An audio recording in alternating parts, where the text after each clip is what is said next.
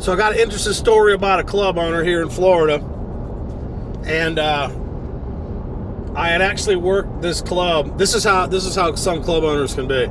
I had worked this club opening for J.C. Curry. I think he was one of those Fridays guys. Great comic, really, really cool audience.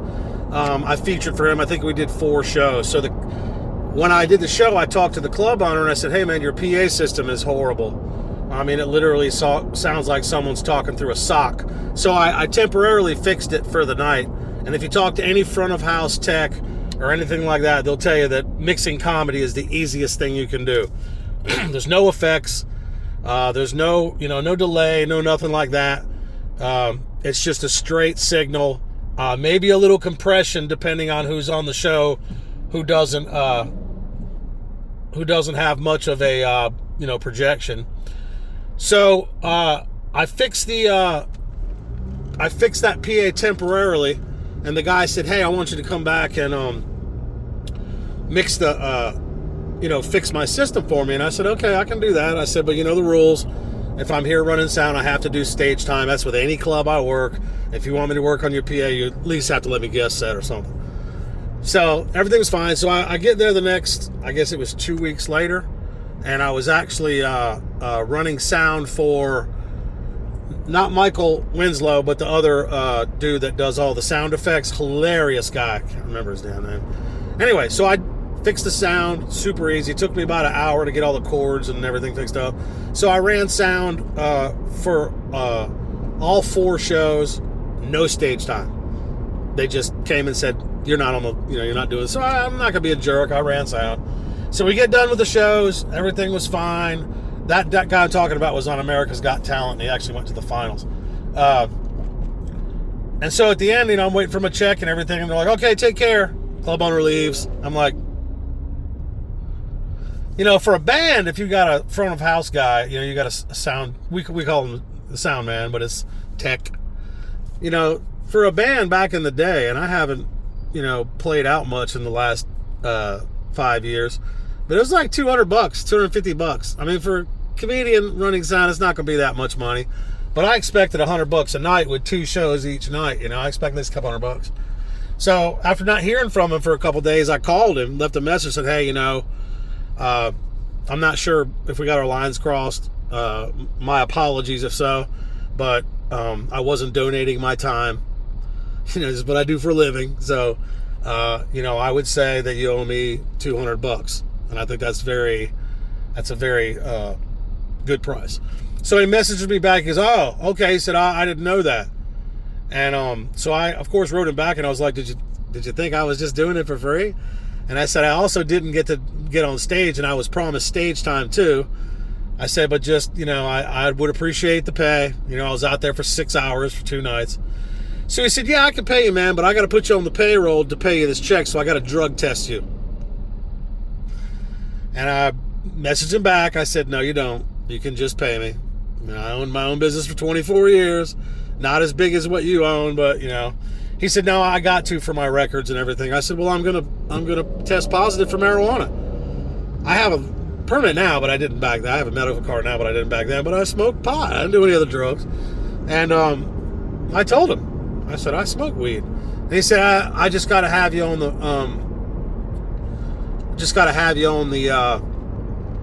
on the books to be able to pay you." So I wrote back to him. I said, "Well, that's fine. I know that's not true." I even said that in the email. But fine, where do you want? I'm not paying for the drug test. He said, "No, we get it done here." So I go do the drug test. I get there, the lady, I think I did a urinalysis, and the lady, he said, "Here," I said, "I'm going to pop for marijuana."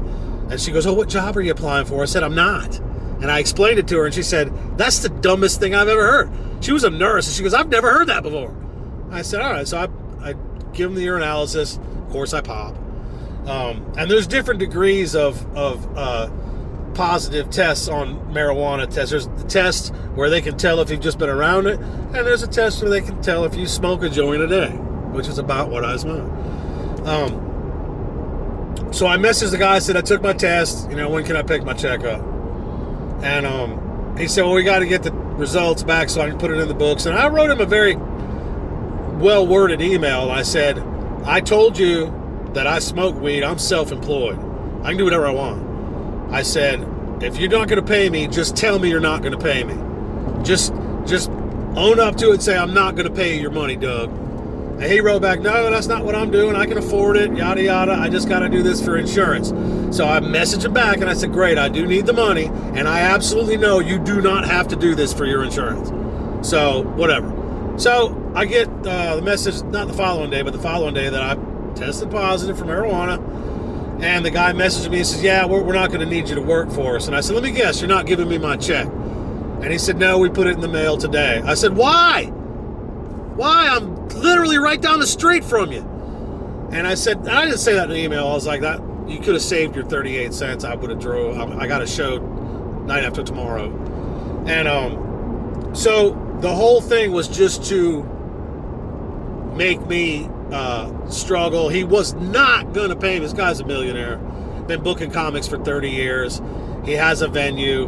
The guy's, well, and you know what? I don't have any, I'm not going to call him his real name, Fred. I'll just call him Dick.